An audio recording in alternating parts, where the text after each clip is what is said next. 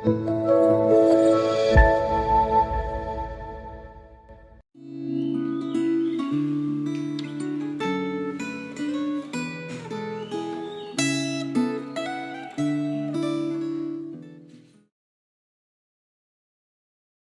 saudara, dimanapun Anda berada saat ini, kiranya kasih dan damai sejahtera dari Tuhan kita Yesus Kristus melimpah atas hidup saudara.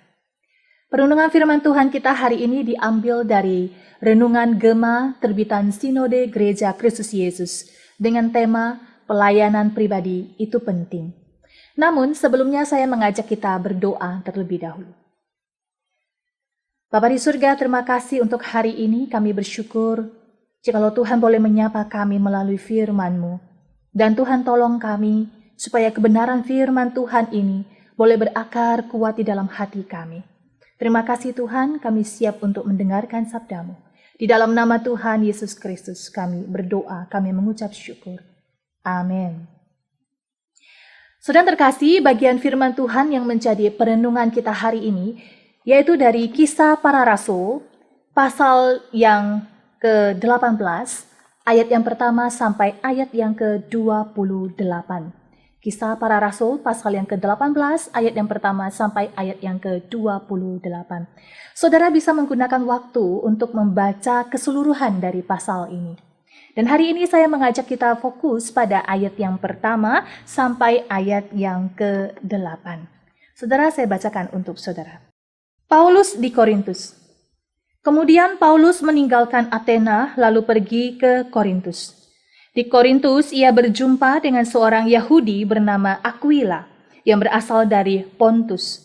Ia baru datang dari Italia dengan Priscilla istrinya karena Kaisar Claudius telah memerintahkan supaya semua orang Yahudi meninggalkan Roma. Paulus singgah ke rumah mereka. Dan karena mereka melakukan pekerjaan yang sama, ia tinggal bersama-sama dengan mereka. Mereka bekerja bersama-sama karena mereka sama-sama tukang kemah. Dan setiap hari Sabat, Paulus berbicara dalam rumah ibadat dan berusaha meyakinkan orang-orang Yahudi dan orang-orang Yunani. Ketika Silas dan Timotius datang dari Makedonia, Paulus dengan sepenuhnya dapat memberitakan firman, di mana ia memberi kesaksian kepada orang-orang Yahudi bahwa Yesus adalah Mesias. Tetapi ketika orang-orang itu memusuhi dia dan menghujat, ia mengebaskan debu dari pakaiannya dan berkata kepada mereka, "Biarlah darahmu tertumpah ke atas kepalamu sendiri. Aku bersih, tidak bersalah. Mulai dari sekarang aku akan pergi kepada bangsa-bangsa lain." Maka keluarlah ia dari situ. Lalu datang ke rumah seorang bernama Titius Justus yang beribadah kepada Allah dan yang rumahnya berdampingan dengan rumah ibadat. Tetapi Krispus, kepala rumah ibadat itu, menjadi percaya kepada Tuhan bersama-sama dengan seisi rumahnya. Dan banyak dari orang-orang Korintus yang mendengarkan pemberitaan Paulus menjadi percaya dan memberi diri mereka dibaptis. Saudara terkasih, dalam satu percakapan, dua orang anak Tuhan, yang satu mengatakan demikian, "Saya sudah banyak ikut ambil bagian pelayanan bersama, dan sudah tidak ada waktu lagi untuk pelayanan pribadi." Satu teman yang lainnya kemudian ikut menimpali. Katanya begini, "Saya juga pikir ya, pelayanan pribadi itu pilihan. Tidak semua orang harus melakukannya." Yang lain tidak mau ketinggalan, saudara. Dia juga memberikan komentar demikian. Dia katakan, "Saya rasa pelayanan pribadi itu tidak nyaman dan berat." Saudara, hari ini saya mengajak kita melihat sosok Rasul Paulus yang tidak lagi diragukan akan kegigihannya dan keseriusannya dalam memberitakan Injil di mana-mana. Begitu pula kesabarannya dalam melayani Tuhan, saudara. Bahkan Rasul Paulus, dia sukses mendirikan banyak jemaat dimanapun ia mendaratkan kakinya.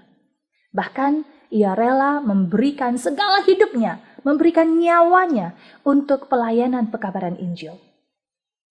Rasul Paulus, dia tidak pernah menuntut apa-apa. Bahkan ia tidak meminta kemudahan dan keistimewaan dalam menunaikan tugas pelayanannya. Saudara terkasih, Rasul Paulus sama sekali dia tidak mencari kesempatan untuk meraup keuntungan bagi dirinya sendiri, meski ia sudah bersusah payah untuk melayani begitu banyak orang.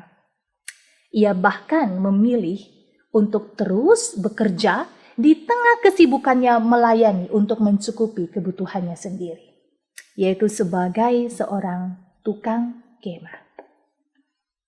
Saudara, di dalam bagian firman Tuhan yang kita baca tadi, kita juga dapat menemukan bahwa Rasul Paulus, dia tidak bekerja sendiri.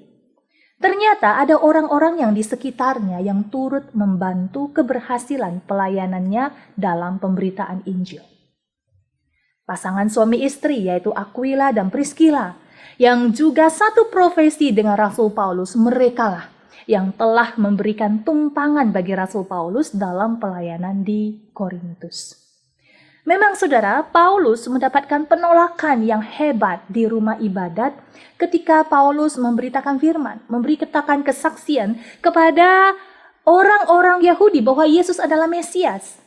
Namun pertanyaannya, apakah dengan penolakan itu kemudian Rasul Paulus dia menyerah dan pergi serta menjadi kecewa karena dirinya tidak diterima? Sama sekali tidak, saudara yang terkasih. Firman Tuhan mencatat bahwa Rasul Paulus juga datang kepada seorang yang bernama Titius Justus. Titius Justus dicatat dalam bagian ini dia adalah orang yang juga beribadah kepada Allah.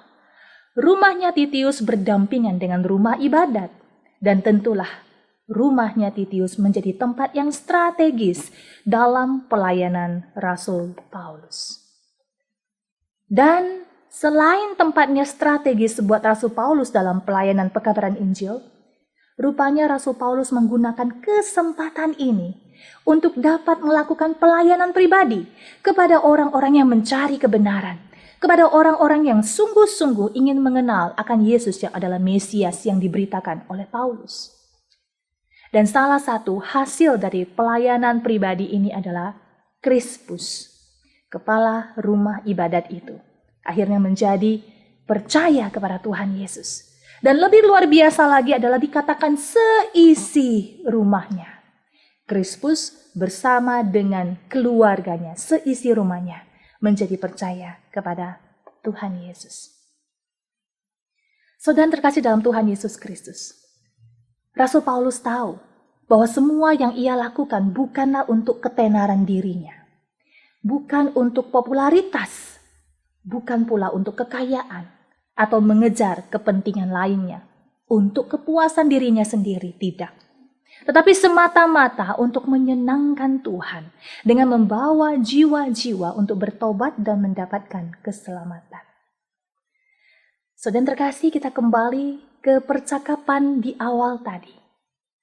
Seharusnya lah ada keseimbangan antara pelayanan bersama dan pelayanan pribadi. Apakah kita merasakan ada desakan akan pentingnya pelayanan pribadi? Bagaimana dengan saudara? Bersediakah saudara dipakai Tuhan untuk bisa membawa jiwa-jiwa untuk berjumpa dengan Kristus, Allah yang sejati? Siapkah kita untuk memberi waktu dan tenaga melayani pribadi-pribadi yang ingin bertumbuh dewasa di dalam Kristus? Saudara, mari renungkan bagian firman Tuhan ini. Mari kita berdoa. Terima kasih Bapa di surga untuk perenungan firman Tuhan yang singkat yang boleh kami dengarkan pada hari ini.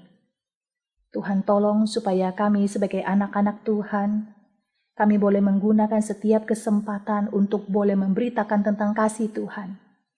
Kami mau siap dipakai ketika ada orang-orang yang membutuhkan untuk imannya ditumbuhkan. Dan kami rindu Tuhan pakai kami. Supaya orang-orang boleh mengenal akan Kristus. Bertumbuh di dalam Tuhan. Terima kasih Tuhan, ini doa dan syukur kami. Di dalam nama Tuhan Yesus Kristus kami berdoa. Amin. Kiranya Tuhan Yesus memberkati.